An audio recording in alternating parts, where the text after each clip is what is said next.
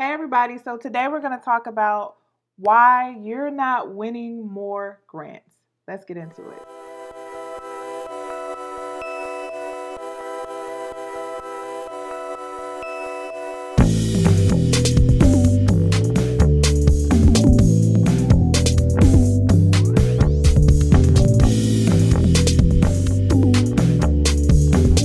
Hey everybody, this is Tiffany with Boss on a Budget. I created this business to help new and small nonprofits get up and running, and I wanted to talk today about why you're not winning grants.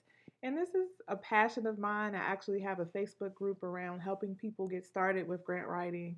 And I always like to talk about it from different perspectives because I just don't think people understand the basics of grant writing. So I want to educate folks because a lot of us, we don't succeed or we don't win because we just don't know or we don't have access to the people who could give us what we need to kind of get to that next level. So that's why I'm here.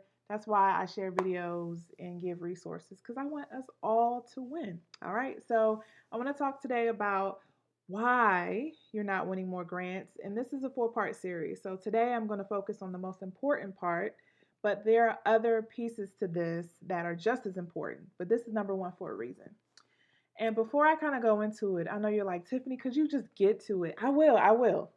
But before I do, I want to say that just because you hear a no from a funder does not mean your program is trash. Okay. So a lot of people take no personally and they think, well, what does that mean about my grant writing skills or what does that mean about my program? Sometimes it has nothing to do with that. Sometimes it has everything to do with that. So the moral of the story is you will never know unless you ask, unless you push, unless you try to figure out what's going on. But a lot of times it's not even you. It may be the funder is not ready to fund your program. Maybe they ran out of money. Maybe with all the whole pool of applications that they got, yours wasn't as compelling. So there's so many different reasons. And so I just want to say that first, never take no as just a complete judgment on your program. Keep going, keep moving. Eventually you will win if you apply some of these tools that I'm going to tell you about. And also, you just get better as you go along. Okay? So let's talk about the number one reason you're not winning more grants. And this is universal across any type of fundraising that a nonprofit will do, but especially true when you're dealing with funders. And that could be government agencies, it could be foundations, public or private, and it could be corporations. The biggest the biggest mistake that we all make is not investing in relationships and not understanding where the funder is coming from. And it may sound like too simplistic, or you may be like, Tiffany, I don't know what that means. I'm going to break it down. So, I have a video that's called Why Grant Writing is Like Dating, and it's very much to that point. If you want something from somebody, you have to understand where they're sitting and what perspective that they have. So, funders give for certain reasons, they are accountable to certain people, they have different likes, they have different interests, they have different ways and approaches that they take to their work. And if your program or if your organization doesn't necessarily fit what they're looking for, then you're not going to be as successful. So if you don't take the time and invest the time and the effort to get to know them, understand where they're coming from, start conversations with them to understand if it's even a good fit for you, you're not going to be as successful. So anybody you want to get next to, right? You want to learn how they move, where they move, who they associate with. So how that translates to funders is who do they typically fund? What are the type of organizations that they like to give money to? Is there a certain style of an organization or the way they do the work that they have an affinity for? What kind of associations are the funders involved in? What kind of affinity groups are they involved in? Because there are definitely funders who have different styles and different ways of moving. The other piece of this is who's leading these organizations, right? So it could be very much persuaded by who's on the board, who the program officer is, or who's the leader of the overall organization. And so that may shift, that may change. And are you keeping up with that? Are you able to tell what direction the organization is going and if your organization is in the path of where they're going? So if you don't understand that before you start writing, you may be writing for no reason at all. See, the one thing you have to understand is every funder is different. So the expectations and the way a family foundation moves is completely different than how a federal government agency moves or how a private foundation moves. They all have different structures, they all have different interests, they all have different lanes. And so you may be applying across all those lanes. You may see a need to reach out to all of them, but you have to understand that it can't be the same proposal, the same look, the same perspective for every funder that you reach out to. So let's do an example. Let me put this into real terms for you. So, say you have a youth services organization and you have a mentoring program that you provide in the home, right? But there's a funder that you're trying to attract, and they are known for funding school based programs, right? So, they like to give money to schools. But you have a different approach, right? You want to reach kids in the home. You feel like if you engage the parents and the family network, it's much more powerful, it's much more effective, and you've had a lot more success with that.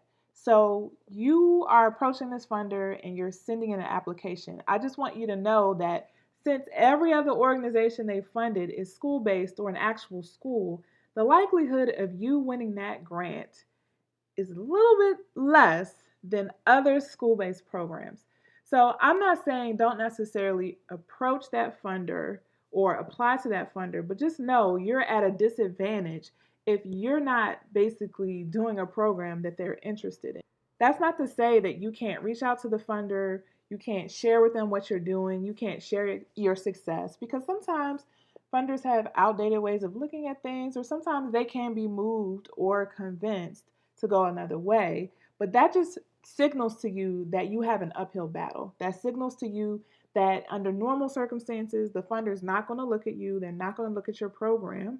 But if there's leeway to kind of convince them to do otherwise, there might be a room there. But you have to do your research. You have to figure out and talk to the program officers.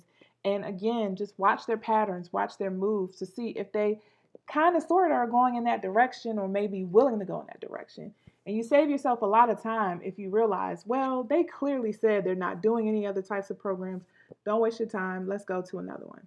So, in no way am I suggesting that you fit your program to what the funder is looking for, that you change things up just because a funder likes to fund things that are based in schools.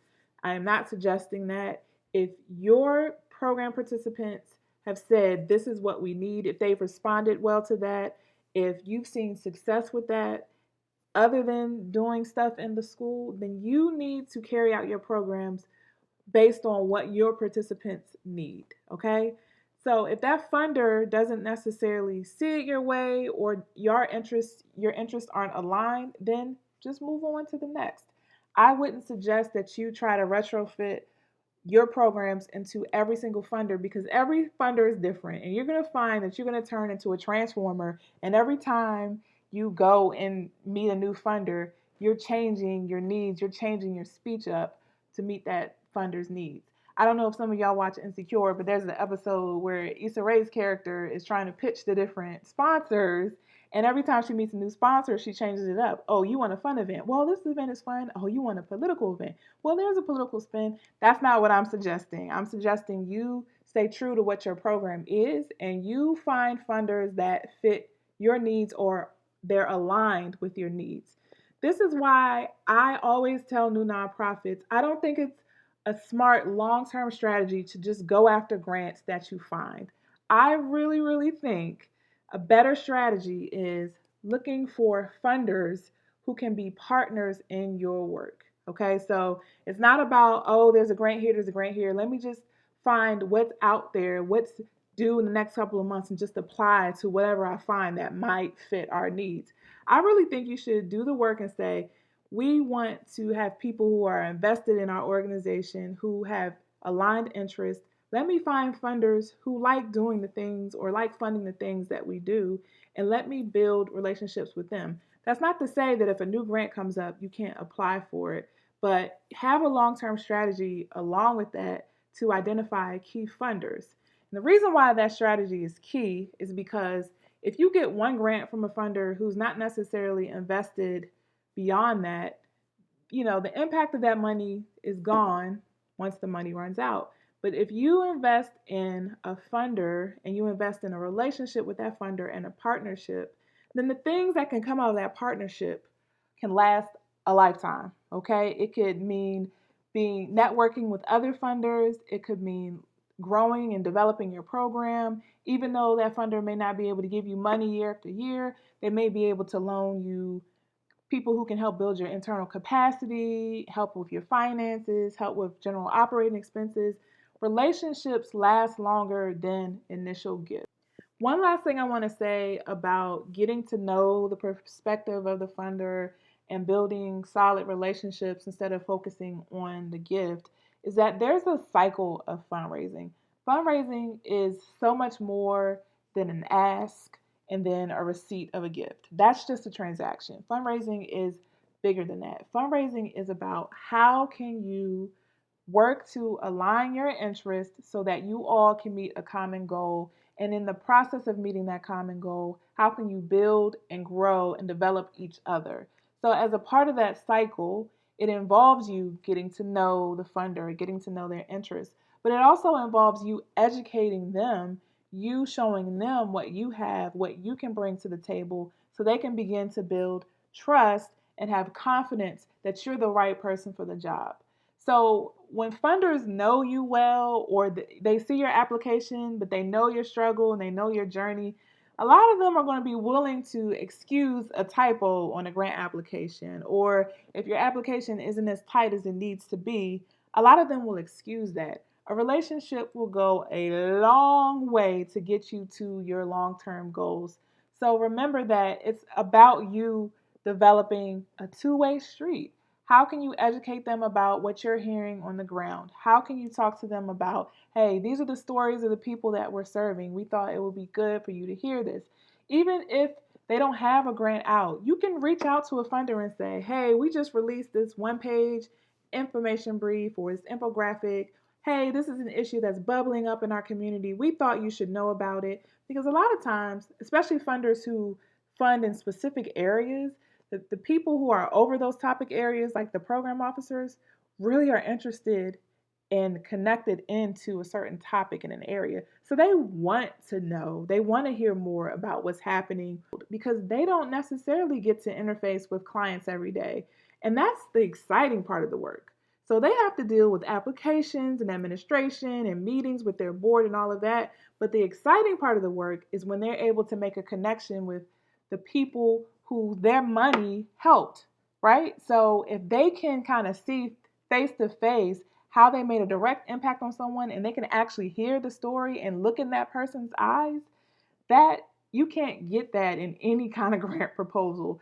So a lot of, grant writing isn't even about what you write on a page. It's about what you've done beforehand and after to invest in connecting your funder with the work that you do. So if you've learned anything new today, please feel free to write a comment in the comment box below. Just share stories about how this has worked for you or questions about how you can start to build relationships with funders. I am so happy to help you kind of brainstorm and think through ways you can better engage your funders. If you have questions for me, please feel free to visit me at www.bostonabudget.com. I also have a grant writing workbook. So if you need help kind of fleshing out a proposal from scratch, that workbook can help get you where you need to go. If you have any other questions, please let me know, and I will see you